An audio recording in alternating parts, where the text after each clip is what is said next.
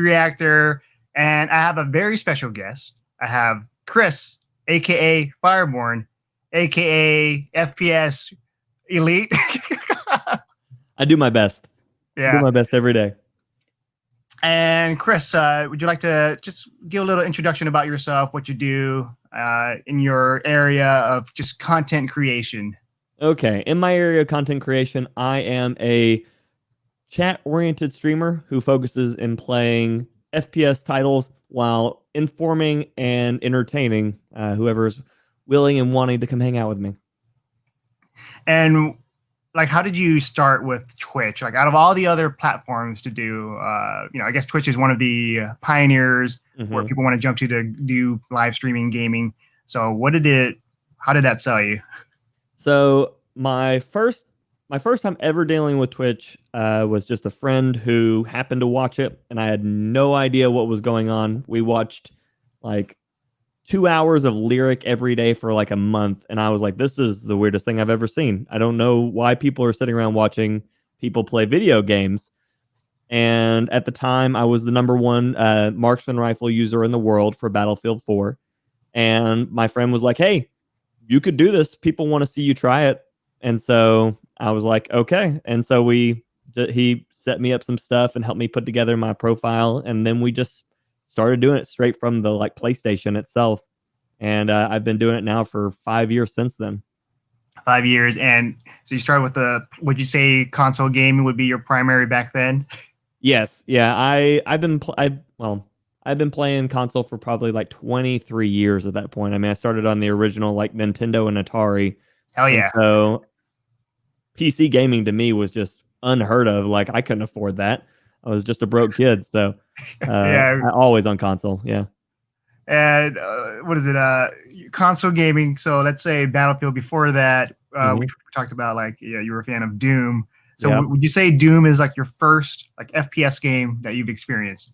Yeah, Doom was the first FPS title I ever played. I played on my dad's PC. One of those is like old window machines. But it's the one where it's like has the maze that constantly is just like shifting. It might be too old for a lot of people who'll end up seeing it, but like just a shifting maze on your screen. And you like load it up and you have to hit like do command prompt to launch Doom and stuff. Oh man, I feel old every time I say that kind of stuff. But like, yeah, that was my first shooter, and I was terrible, and I was super young, so I was gonna be terrible. Oh But yeah, it wasn't until like GoldenEye that I really actually became a decent FPS player. Yeah, so GoldenEye I think was a game changer, and just having a lot of people come in to play couch co-op or multiplayer, and with you like that, the controller is different, right? Like what we have now. Oh yeah, it's much better. Like I lost, I think, at least 3 inches of skin just from the Nintendo thumb. Oh, like just working those D-pads or like that joystick on the Nintendo 64. Like I think there's still a hole in my palm from that thing. Like those things were awful. They've got so much better now. And going back to Twitch, you're being an expert marksman in Battlefield. You're kicking ass. Oh, I'm trying, yeah. So what was the point where you're doing this on Twitch? You started to see traction. So it was long after Battlefield 4, because Battlefield 4, I went into Twitch with the idea that I'm good at games and that's all that matters. And it was my biggest mistake on what I did for Twitch, because it took me probably almost a full year before I ever realized what was actually something I was good at. Everybody who joined knew I was good at shooting. No one was surprised by that. Yeah. What people were surprised by was once I realized I was good at talking to people while I was doing it. Everybody's seen the people just drone out and just like play the game, and everybody comes in, they're like, that was cool, I'm gonna leave now. But it got to the point where I realized that one of my biggest strengths while playing was the fact that I could actually teach people how to be better at it. And I learned very early on after that people were more interested in our interaction while having good gameplay than they were on just amazing gameplay and me just being just a stick on the screen. Oh yeah. Yeah, and so it went the moment I had a viewer who joined, and they asked me, they go, why are you using that rifle? It's the RFB from Battlefield 4. It was notoriously bad. The marksman rifles were notoriously bad. And the reason why I got traction from it was because everybody knew they were the worst in the game. Yeah. And yet I was still just destroying lobbies with them. And so once people started coming in and asking those questions and I could actually give them answers and explain to them why I do things that I was doing, it became far more interesting to them, but it also became a lot more fun to me. And as I began having more fun doing that, I started realizing what people were wanting to see was me having fun with them Yeah. while still playing.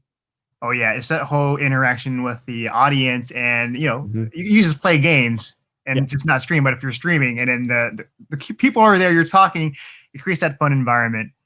Oh And yeah. you're actually helping them out. Mm-hmm. Yeah, and I've noticed you like to do videos where you help people out.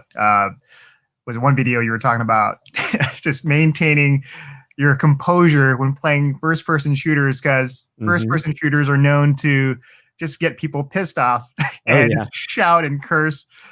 And what's your philosophy on that? So my philosophy is clear, level head positivity. Anytime that you're playing a shooter, you can only get better by being able to recognize your mistakes and by keeping a clear level head. At the moment you start losing that level headedness, you start blaming every bit of lag, every bit of drop frame, everything that went bad on the other side, and you stop paying attention to what you could do better the next time. Every time that you lose in a shooter, you lose for specific reasons. Sometimes it's just the other person's better than you. You can't stop that. You can just keep playing and try to get better. But sometimes in the moment you get frustrated and you make a bad decision. And sometimes you decide that there's a better place that you could have went or a better weapon you could have chose. But if you're super heated, you let those moments slide by and you never get to learn from them. So by keeping a level of positivity and level-headedness, you can actually learn to get better while still, enjoying what you're doing. You don't want to drag yourself down and the game that you're playing. So would you say there's like a slim chance where it's actually the game's fault? there's always a moment, but you have to be able to recognize those moments. Like if you've made all of the perfect decisions and then you still lose, there's two choices. Either the other person is just better, which means you've always got something that you can get better at, which is, that's positive. That's something that's knowing that you can constantly get better. Or the game just beats you, and in which case there was nothing you could have done there. And so why mad at it, Yeah. And with you're doing a lot of different first-person shooters. There's a lot of just games that are coming out now, that are available now, that are super popular. Warzone came out recently. It's free to play, so now everyone's playing, and it's cross-play. So I know you've been gaming on that. What was that like? So Warzone has been a ton of fun. It's a first-person shooter title, so already got me. It's a battle royale, already got me. It's cross-play, which means all my friends from all different places can play. So that's always fun because no one likes, having that one friend that can't play because they're on Xbox and you're on PlayStation and your other friend's on PC. And so crossplay is just a lifesaver when it comes to that kind of thing. It lets you be able to hang out with your friends anywhere. And then we were talking about it earlier. It has the perfect balance so far of both casual gameplay and extremely hardcore competitiveness. And so you really get to go in and make whatever kind of fun you want for that day.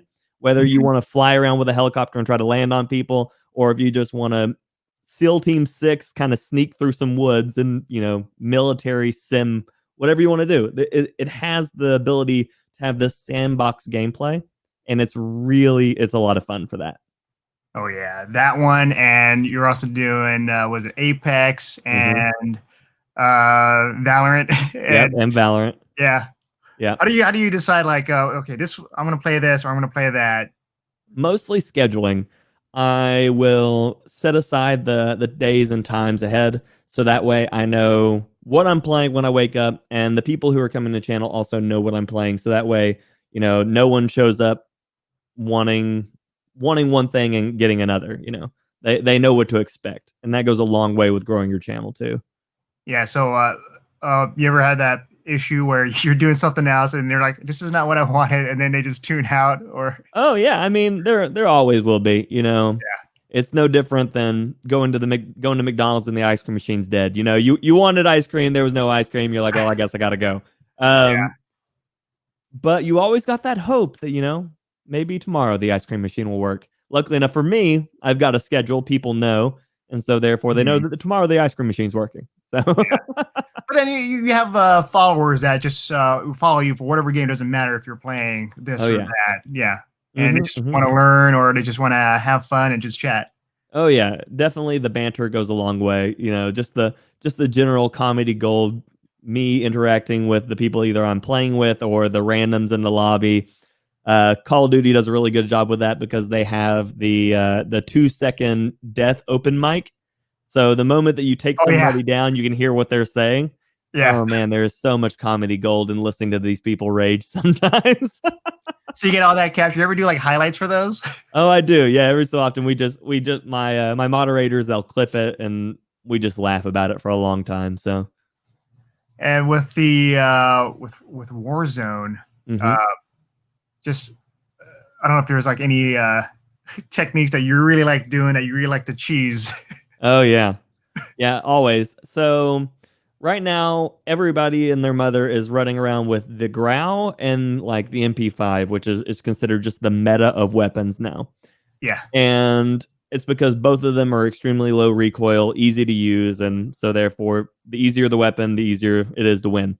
So what I like doing is I like grabbing whatever the most trolling weapon is that I can get. Right now, it's probably the crossbow because nobody loves getting killed by this by this crossbow. It's terrible. It's hard to land your shots, but there is an explosive crossbow bolt, and so if you can hit them with a crossbow bolt, you'll guarantee they're going to go down, no matter where you hit Okay. them.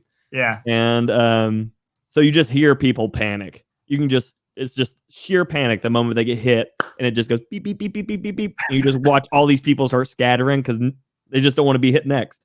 So it's Oh just man. terribly funny. And so yeah, what is it? You went with PS4, and now you're playing mainly on the computer. What was that Mhm. like? The transition, and Oh. do you like it better? Um, it was oh man, it was terrible. I mean, it was great. I love my PC setups. I've taken a lot of time and a lot of care into making sure that they're top of the line. But 20 plus years of playing on controller did not prepare me for keyboard and mouse. I was like baby horse first day trying to walk it for a year, like just trying to learn how to make like keyboards. Let's be honest, these things are not made for shooters. Like on or off, like we're going left and right. Like we got Yeah. nothing. The now, granted, the mouse is amazing because you know accuracy and all that, but we really need to come up with something better than this keyboard. This thing is awful. Like other than having like 90 buttons, that's the only thing it really offers anything. Like, oh Oh man, yeah. that's so bad. I would rather have like a joystick in my left hand and a mouse in my right, but that I'm doesn't pretty work very sure well with this there one. are peripherals for that. Oh yeah, there is. Yeah. I've used them before, but they're all bad. They're all really bad. Wow. See, so that means you need to start making a better one, and like Right, this is right. it. That's it. Make your own new company. Yeah. But I also have to try to fit 96 buttons on it. So like uh, how do I do that? I don't know. that's why we have the keyboard. Yeah. That's That's the only exactly way for now. And but you're able to just transition back and forth with controller and keyboard, no problem, right? Like, is Oh there a yeah. huge difference? Oh yeah, no. Now that I've actually put some time into keyboard and mouse, I can jump back and forth, and it takes 4 or 5 minutes for me to be back to my former glory on either. So Oh yeah. And with let's go back to just Twitch okay. and with with this community, and people are learning things, and they're watching you. You're Mhm. expert marksman. So you would say like the top two things that helped you grow would be just the way you interact and also your gameplay. I Right? would say gameplay is a really good point to have, but I would say that it's a cherry for your Sunday. It's Mm-hmm. really great. It's always fun to have, but I don't think it's even really nearly as necessary. I think the two largest things that went a really long way for growing my channel was one, interaction, and two, truthfulness. And when I say that, it's I at no point am I trying to create a facade that I'm not willing to offer to them. Hmm. So whenever I enjoy something, I actually enjoy it. And whenever I don't enjoy something, I will honestly tell them I don't. But it comes down to a certain honesty. They once they can see that you're honest about what you're doing, um, they're they're going to be more willing to want to tune in because they know that you're not going to feed them lies or just what they want to hear, and they can grow with you in your Hmm. channel, and it just feels like a good positive place to be, you know. Yeah. You ever had issues like, to say, streaming or content creation of just uh getting flack for saying certain things, and there's like a whole social media whatever it is, with, especially with now, like anything you can say, people get pissed off, and then Oh man. yeah, Um No, usually I'm well thought out about what I'm going to say. So yeah, there's rarely moments where people will just wholeheartedly disagree with me and not be able to see at least my side of it. yeah. Um, no, mostly what I get whenever somebody is really upset is it's because I'm bald. I'm not really sure why. It's they probably because their job, I don't know. I was gonna say They're, jealous, but they're jealous of my yeah, perfectly round yeah, skull. yeah. Yeah, that's what I got. Especially the way your headphones fit around it. It's like, man, that Yeah, looks amazing. I yeah, hate that. yeah. It's perfectly framed. You know, that's how Oh it yeah. works. And okay, with the Twitch, when did you start seeing with, you know what, I'm gonna focus more on this, and because before that, you would do tattoos, right? Yeah, I would, and I still do. Yeah, Yeah, my days used to be noon to 7 p.m. yeah, Tattooing Tuesday through Saturday, and then I would go home and I would get on my channel around 9 p.m. and that would be until about 2 and 3 in the morning. Um, at some point or another, I got too old to do that. I guess no. It was one of those things where I started building a larger community. Most of that was through like the Battlefield 1 times, hmm, and it was just one of the ones where I started doing well. I was known throughout the community, and it was really easy to communicate with them when I would be live, and they would be there, and we would hang out and we'd have a great time. That's been about a year and a half ago, hmm, as when I really just full sent into it, and I have the blessing of being able to make my own schedule as a tattoo artist, and so it wasn't terribly hard to be able to make that change. It was just one yeah, of the ones where I had to decide ahead of time where I wanted to focus my time of the day. So, yeah. So you're still balancing between the two, right? oh yeah, yeah, Yeah, because tattoos, what, yeah, you're gonna keep on doing that. oh yeah, yeah. I've been doing it for 12 years now. I've worked really hard to learn that stuff, and so at no point do I want to give up on a trade that I've worked so hard for. Oh yeah, that's it. We got it's a great counselor here. He's asking, Yeah. fire advice on growing a Twitch channel. Oh man, I got lots of advice on that one. So the first thing, I already see that you have kind of like a Jedi. You have like a Jedi emblem there. So we already know you probably like some Star Wars stuff.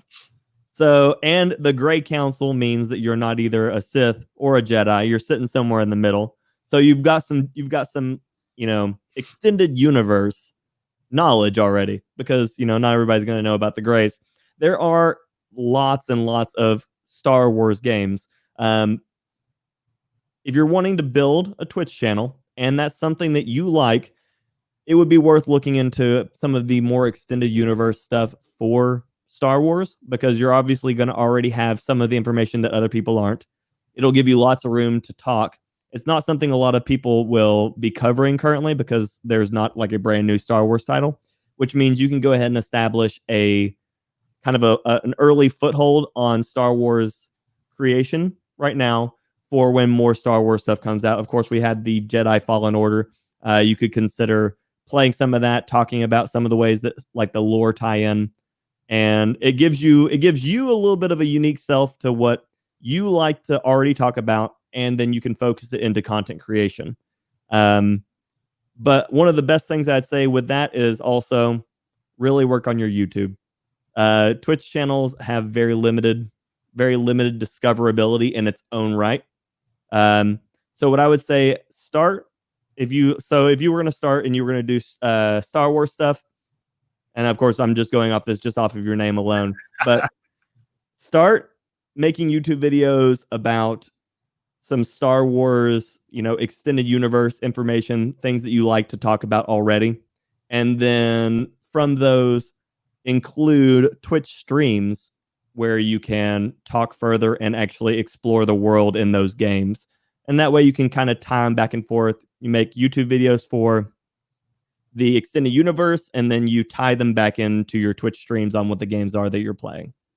Yeah, I want to play off this question about just it seems like you want to niche down instead of being like a variety thing. What's your take on that? So variety streaming is very hard to get into. And I would say it's definitely not where you would want to start if your intention was a quick growth. If you can and are able to, catch people's attention, variety can work. But anytime that you can focus your entertainment and focus your value and focus what you can offer people, you're going to always be able to see a quicker turnaround. People like anything that they can expect. Unexpected stuff kind of throws people off.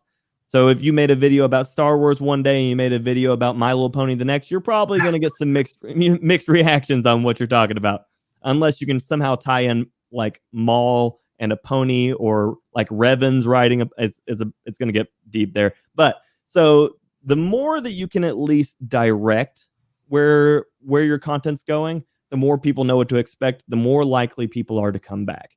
And that goes for YouTube, Instagram, Twitch. You want to exist in a direction. You don't want to change gears frequently. You'll have people confused, and people will be less likely to recheck it out because they won't know what they're really coming back to see. Yeah. Have you had any problems with that before? Or yeah, kind of figured like, okay, I'm going to do these first-person shooters. When I started, it was 5 years ago.